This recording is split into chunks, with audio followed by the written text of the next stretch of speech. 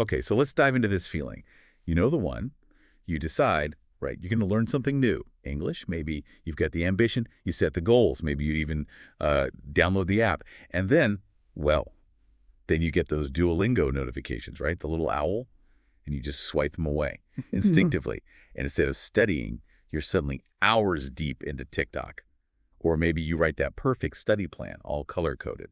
Never gets open, does it? Sound familiar? Oh, absolutely. It's a struggle so many people recognize, that kind of internal fight, right? Yeah. Between the you that wants to learn the language, master the skill, and the you that your brain seems to, well, default to sometimes. The material you shared with us, it really gets into that feeling being stuck, the guilt, but still resisting doing the thing. Exactly. So that's what you're digging into today, this whole idea of being a, let's call it, lazy but ambitious learner. And let's Yep. be clear, this isn't about saying you're actually lazy or lack motivation. It's more about understanding why learning can feel like such an uphill battle sometimes. And crucially, how you can work with your brain, not just constantly, fight against it. Right. So our mission here, drawing from that discussion you brought us, is to unpack the kind of surprising biology behind why learning feels tough, and then explore some really practical, science-backed strategies. Think of them less like strict study methods and more like, well, hacks. Hacks designed for a brain that, yeah, wants efficiency, but still has those big goals. Okay, get ready then. We're going to pull back the curtain on what's really stopping you beyond just not feeling like it. And then we'll walk you through 6 specific strategies. Tested, lazy brain approved, you could say, but definitely designed for ambition. To make progress feel less like a chore, more like just flowing. Let's start with just acknowledging how common this is. That feeling that maybe you're the only one struggling to start or to stick with something. You are definitely not alone. Oh, the numbers really drive this home. The source material had this pretty startling statistic. 78% of language learners quit within the first 3 months. Wow. Yeah, think about that. Nearly 8 out of 10 people, they start excited, then just drop off.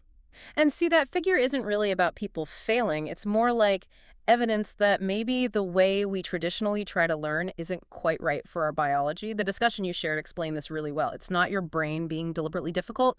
It's just efficient, hardwired, really, to find the easiest path. Maximum chill, minimum effort. That's the default setting. Maximum chill. My brain is an expert at that. Well, it's good at saving energy. Yeah. And the material points to 3 specific reasons, biological, psychological, why learning feels hard. Almost like these built-in enemies that get in the way of our ambitious plans. Okay, enemies of learning. Let's name them. Enemy number 1, glucose drain. Right. So learning isn't just like mentally tiring. It's physically demanding for your brain. It literally burns more energy, more glucose than just passively watching TV or scrolling. That's why you feel that real fatigue after trying to wrap your head around something complex. Like your brain's just empty. And your brain reads that high energy use as effort, maybe even discomfort or pain. So it naturally tries to steer you away towards easier stuff. That totally clicks. I can watch documentaries for hours, fine. Ah. Ask me to conjugate verbs for 10 minutes, suddenly need a nap. Okay, enemy number 2. Focusing on the wrong words, specifically getting bogged down with low-frequency vocabulary when you're starting out. The source material pointed out that, something like 95% of everyday conversation uses just the 3,000 most common words. Right, but we often get hung up trying to memorize words like, what were the examples? Beautious or defenestration. Things you'll probably never say. Exactly. Wasting that brain energy, that glucose, on words you won't use is just inefficient. And it kills your motivation because you don't see results fast. You can't have a basic chat using defenestration. It feels like you're spinning your wheels. Okay, mental note. Yeah. Less obscure vocab, more, where's the coffee? Yeah. Got it. And the third enemy, this one sounds sneaky, the doom loop. Yes, the self-sabotage cycle. It goes like this. You skip something you plan to do, like studying. Then you feel guilty about skipping it.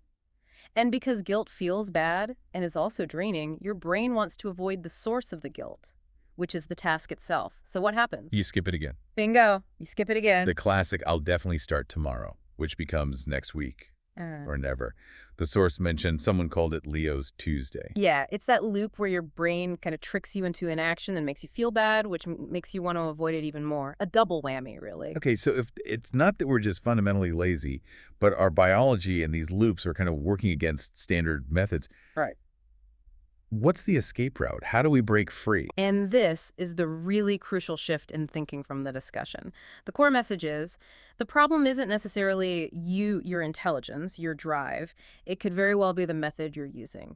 Strategies that basically fight your brain's built-in preference for ease, like pushing a boulder uphill. My methods are the problem, not me. Yeah. Okay, I like the sound of that. Less blame. Exactly. The insight is you don't need a personality transplant to become super disciplined overnight. You don't fight the laziness, you actually make it work for you. Instead of waiting to feel motivated, you design your environment, tweak your approach, so your brain gets nudged into learning almost without noticing the effort. So I can kind of engineer my own learning, use my strategic laziness to my advantage. That's precisely it. It's about understanding those basics, neuroplasticity, how dopamine drives us, cognitive ease, and using them to build tiny habits that just grow. And we've pulled 6 specific strategies from the material designed for exactly this. Lazy brain approved, ambitions still included. We'll count them down, 6 to 1. A countdown. Nice. Keeps my efficiently managed attention span engaged. Huh. Exactly. And strategy number 6 is so simple, it feels almost like cheaper. Okay, I'm ready. Lay on me. Strategy number 6, the 2-minute rule. This comes from behavioral science, particularly B.J. Fogg's work.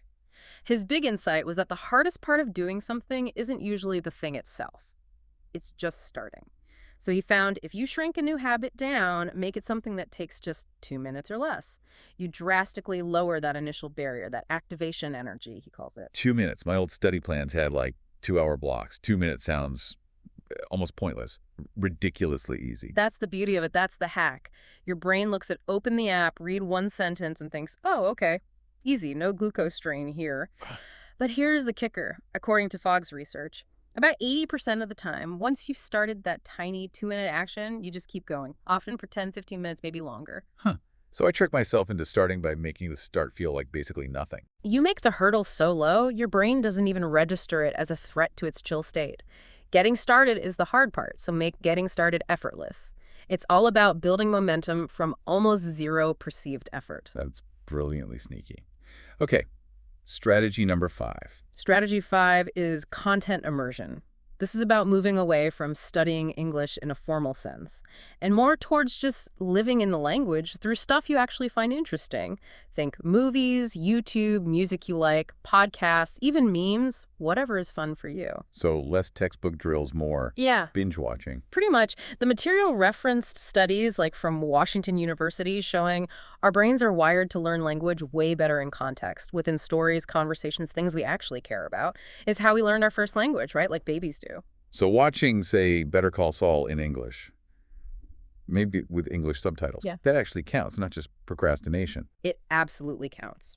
When you get words and phrases from real content you enjoy, they come wrapped in context and emotion.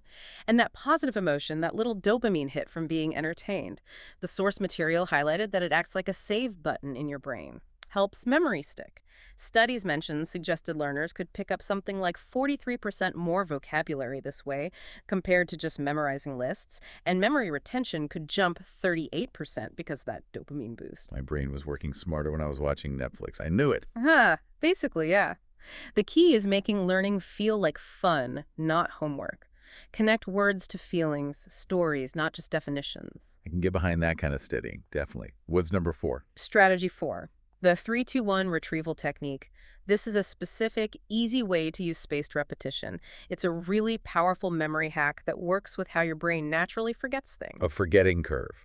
Is that what stuff just falls out of my head almost immediately? Kind of, yeah. Your brain ditches new info pretty fast unless it gets signals that it's important.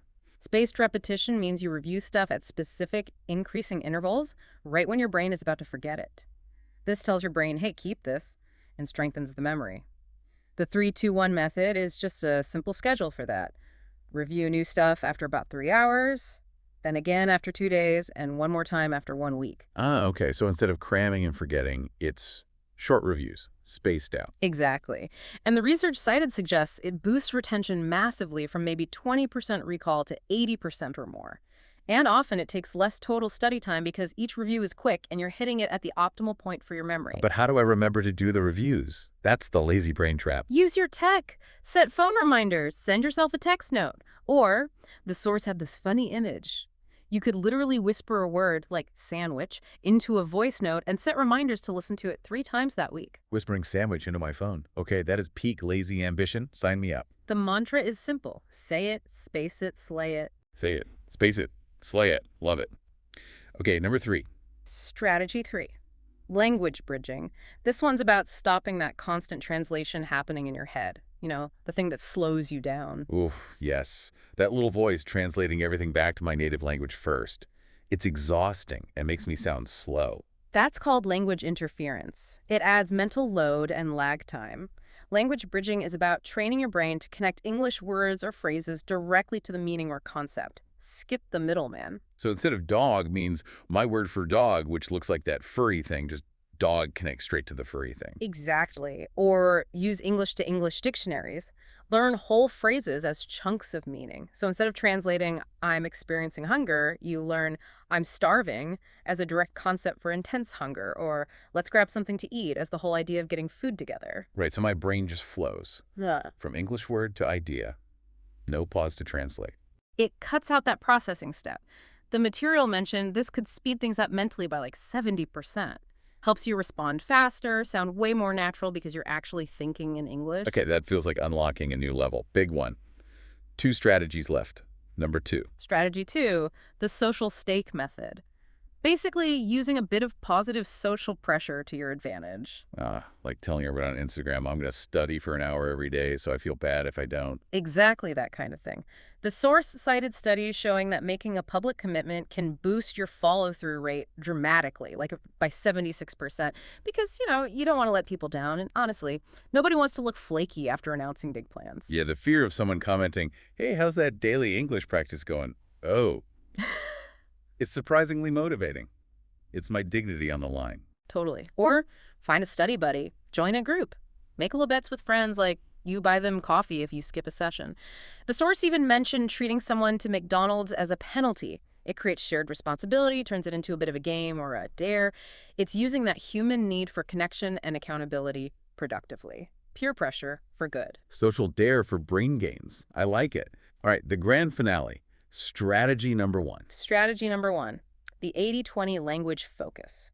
This one is maybe the ultimate efficiency hack. It's all about working smart. The Pareto principle for language. Learn the vital few things. Precisely. The idea, backed by linguistic analysis, think tools like the Oxford 3000 list or COSCA, that big database of real English, is that you only need to really know the most common 600 to 1,000 words and phrases to understand and handle something like 80% of everyday conversations. Wait, really? Focus on just 20% of the language, get 80% of the way there? That feels like a cheat code. It kind of is. You don't need the whole dictionary for conversation. You need the right stuff. Focus on words you'll actually use daily. Greetings, food, directions, work talk, feelings. Practical phrases like, where's the bathroom? I need coffee and the Wi-Fi password. The source mentioned common phrases too, like make a mistake, catch a cold, the essentials. And how do I find these magic 600, 1,000 words without just randomly guessing? You can start with those frequency lists, like Oxford 3000, but then, crucially, tailor it to you. Group the vocabulary by themes that matter to your life, work, travel, hobbies, dating, even internet memes, if that's your thing. Makes it stickier. Faster results, less wasted brain power, sound more natural. Yeah, my brain likes the sound of this efficiency. it's the fast track to actually communicating. Focus on the high-impact words, not every single word. Wow. Okay, so 6 strategies, all science-backed, all pulled from the source material you shared, designed to hack that inner lazy but ambitious learner. From the tiny 2-minute start to the super focused 80-20 rule, it really boils down to stopping the fight, right? Working with your brain's preference for ease instead of forcing methods that feel awful. The discussion even had that funny anecdote of someone can learn this after trying to microwave ice cream. Well, anyone can figure out a smarter way. Yeah, a perfect illustration that brute force isn't always the answer. Okay, before we finish this deep dive, let's quickly lock in some of those key vocabulary words from the source. Good practice. Spaced repetition. Excellent idea. Let's start with glucose. Glucose, that's a noun. It's that type of sugar our bodies, and especially our brains, use for fuel. Example, after that intense study session, my brain felt totally wiped, like it burned through all its glucose. Good one. Next, doom loop. Doom loop, also a noun. That negative cycle where skipping something makes you feel guilty, and the guilt makes you avoid the task even more. Example, I missed my language practice, felt bad, then avoided it the next day because of the guilt classic doom loop. How about immersion? Immersion, now and again, being totally surrounded by something, like the language you're learning, so you pick it up naturally through context. Example, watching English TV shows every evening was great immersion. I learned so many phrases without even trying. Okay, and motivation. Motivation, noun. The reason we're feeling that makes you want to do something. Example, my biggest motivation for learning English is wanting to travel and chat easily with people. Perfect. And lastly, spaced repetition. Spaced repetition. Yeah. Noun. That learning technique where you review information at increasing time intervals to beat the forgetting curve and make memory stronger. Example, I use spaced repetition flashcards instead of cramming reviewing words over days and weeks, and they actually stuck. Great recap. Those terms really capture the core ideas. Now, just to reinforce, let's hit those 2 review questions from the material quickly. All right, question 1. Why does our brain sometimes resist learning, even when we're motivated? Basically, because learning takes significant energy, it uses glucose. The brain sees this as effort, maybe even pain, and defaults to easier, less energy-hungry activities, conserving resources. Makes sense. And question 2. Why is immersion often seen as better than just memorizing vocabulary lists? Because immersion gives you context and hooks into your emotions. Learning words within engaging stories or conversations helps your brain encode them much better. It's just a more brain-friendly, science-approved way to learn. Excellent summary. So if you've stuck with us through all this, congrats. You've just invested time learning how to learn smarter, proving you're not lazy, you're just strategically efficient. Yeah, the big takeaway here really is that progress, even if you feel that pull towards ease sometimes, comes from working smarter, not just trying to suffer through harder methods. With the right hacks, the ones that align with your brain, anyone can move forward. So here's your mission. If you choose to accept it after this deep dive, pick one, just one hack from the 6 we talked about, and actually try it today. Maybe it's the 2-minute rule with your language app. Just open it. That's it. Maybe you watch one episode of something in English without subtitles. Embrace that immersion. Or maybe you just give yourself permission to binge some English YouTube videos, guilt-free, knowing it's actually science-approved learning. Just one small thing, make it easy. See where it leads. And maybe a final thought to chew on as you go about your day. Real efficiency, maybe real genius, isn't always about forcing discipline against your nature. Sometimes it's about really understanding your own tendencies, Yeah. even the lazy ones, and designing your life to leverage them. Using them for your goals, not against them. Where else could you apply that kind of lazy genius thinking in your life? Food for thought. Until next time, keep learning like the smart, efficient being you are. We'll see you next time.